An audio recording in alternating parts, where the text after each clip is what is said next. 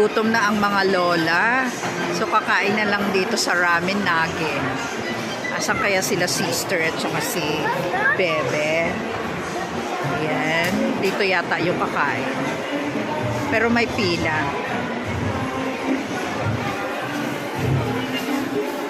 Ayan. Hello. Gutom na ba ang lahat? Kasi naman ka sa shopping. Ang dami mo kasing airport get up. Kakaloka ka, pati si sister, ayan Pabili.